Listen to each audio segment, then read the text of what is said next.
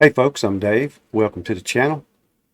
So we're going to make this Halloween welcome sign, and we're going to use a pre-made spider web I've got here in the art library. But I made a video recently, and I'll drop a link to that down in the description so you can go make it. Same goes for the spider we're going to use. I'll drop a link to that video. And I'll also drop a link to how to create your art library if you don't already have one. And then you can come back and pick up. I'll have the chapters marked and you'll know right where to go. So we're going to make the spider web about 11.5 inches, which is 283 millimeters.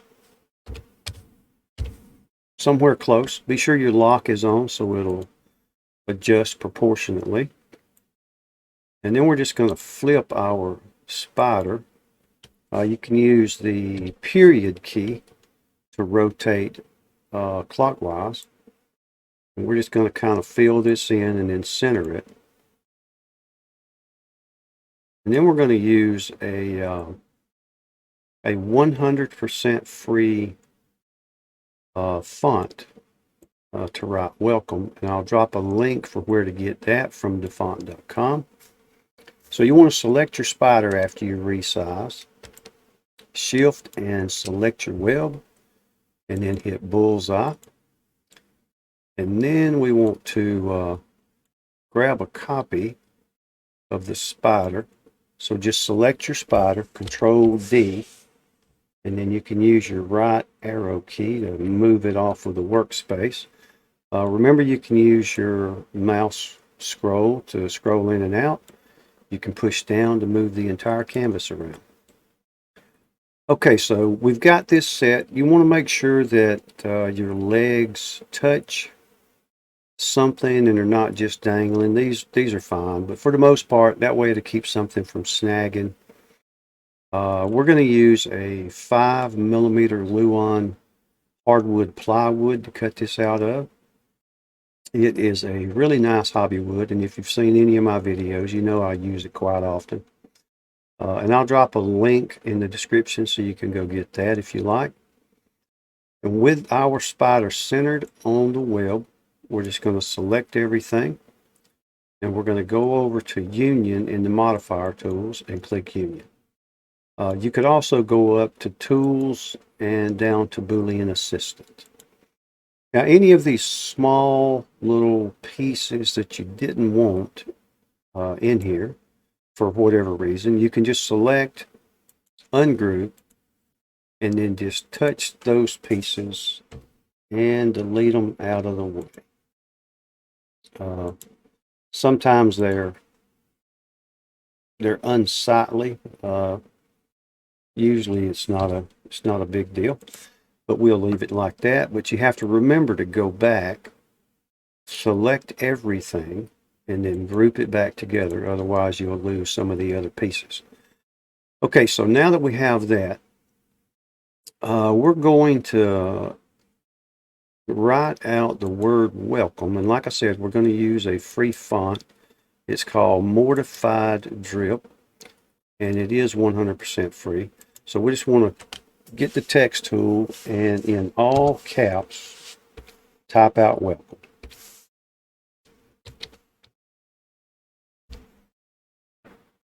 Click your selector tool. I keep looking off to the side to make sure I'm not putting stuff behind my face. I've done that before, and then I have to remake the video, which I do.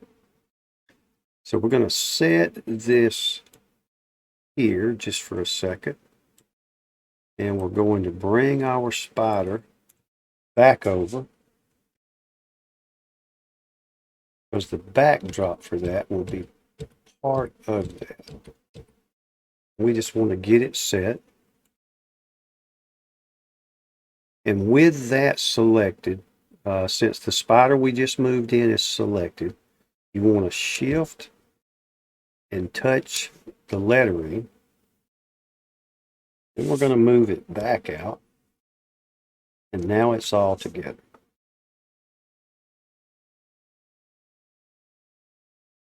Now you can click away. We want to click on the lettering only. Then we're going to go to the offset tool. And I must have, no, I got millimeters. I was thinking I had inches. Bear with me, folks. We'll get there. I like for you to see everything I do, even when I mess up. I think it can be helpful. So the distance should be in millimeters, and I don't know why it's not. So I'm going to cancel. I'm going to go up here and make sure, and then try it again. Now it's in millimeters. It should have been before, but you know, stuff happens. Okay, so 4 millimeters looks good. The thing is, you want the backdrop to touch in the background. Now the original is what's left selected. So all we got to do is pull that out. And you want each letter to touch for the backdrop, just so we can weld it in. And we can also select that piece and ungroup, and then again we can get these little tiny pieces out if we like. That seems to be the only one that's problematic. Now before we weld, you want to, well, you don't have to group it back together because there should be no more loose pieces. You do want to set it as a cut. If you have something that's set as engrave, as I did here, for some reason, I guess it was the last thing I used. Once you weld, it'll take on the engraved settings, which you don't want. So now that we have this, we can select everything, and we can go over to the modifier tools and click weld. And we got a couple of more of these bad pieces here. So all we got to do is select, ungroup, and then you can touch those pieces and delete them out. And if they don't bother you, just leave them there. I guess that's it. You know all of the pieces are gone when you don't have the option to group it back together. Okay, so now with this piece, we're going to put pieces back in there. We want to select the wording. You want to right click, go down to convert to path. Let me scroll in a little bit. And this turns the letters into individual objects versus letters. I'm going to Control Z to go back. So what we're going to do is move a piece of this, of each letter at a time, and put it into place. And then set that as an engrave. And then we'll move the centerpiece in for a cut. And then the rest of that will just be, we'll just delete it and get rid of it. So we're going to move each letter and do the same thing all the way across. A lot of trash in these letters, but they're pretty nice looking. If you were doing all engrave without any cuts, it comes out really good. I've used these before. I got videos using these. So you just have to work with these and get them lined up. When you get to the end, you may have to do some additional shifting, but we will get there, folks. This video is going to already be pretty long, but if I had spliced in how to make that spider web in the spider, it would have made it really long. You just had to do a bunch of fast forwarding, and we don't want you to have to do that. Just grab each letter and just keep working with it until you get them to where you like them.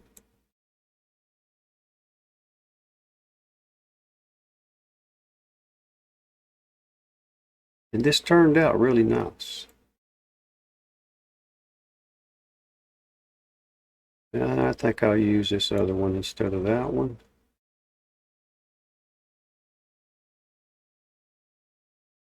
But you can play around with it, and you can make it look however you like. We're getting there. This laser and Lightburn stuff can get real tedious sometimes. I'm sure you all know. When you're working through stuff, if you've got questions, anything I can help with, I'm glad to help. Just drop anything in the comments, and if I have an answer for you, I will certainly give it. And if I don't, I will say I don't know. I won't beat around the bush and give you something made up. People do that sometimes. Okay. I think we're all right. So let's you want to grab all this. Don't try welding. Like I said, it will take on the engraved settings. So you just want to group this together,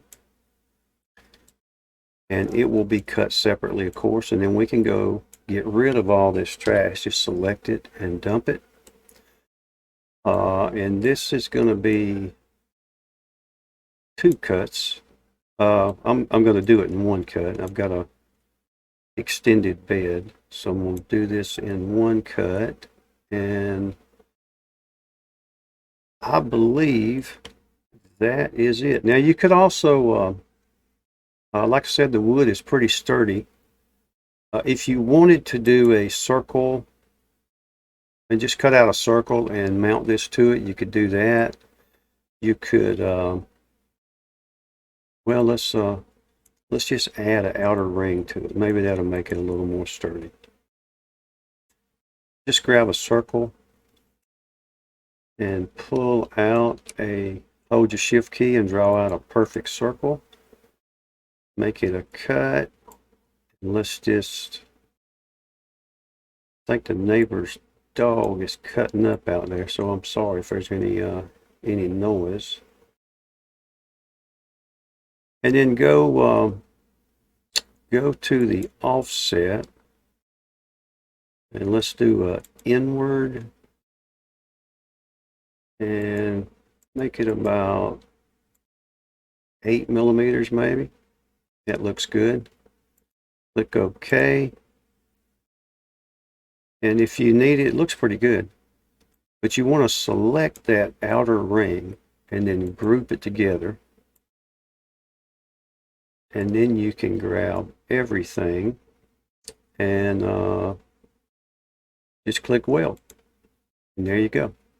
And that'll give you something to hang on the door, the wall, or wherever you might want to use it at. Okay, folks, I think we are ready to jump in the laser, except for the one thing I usually forget, and that is to move the engraving above the cut line.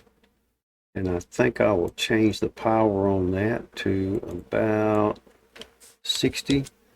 I'm using a 40-watt laser, so I've got a speed of 50 and a power of 60 for the engraving.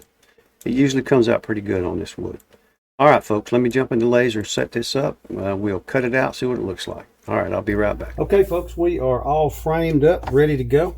So we'll send the code over, cut this out, and see what it looks like.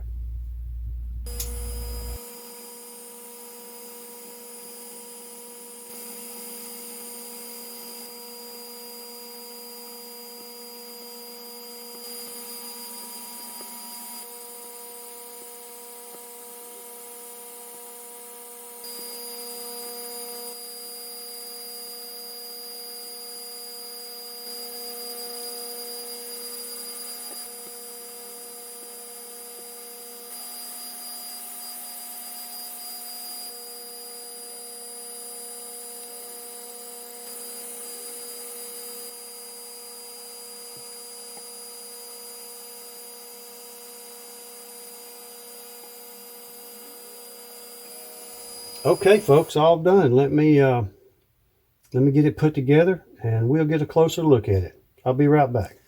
Okay, well, here's our finished welcome sign. I think it turned out pretty good. That O probably needs some help, but other than that, it looks all right.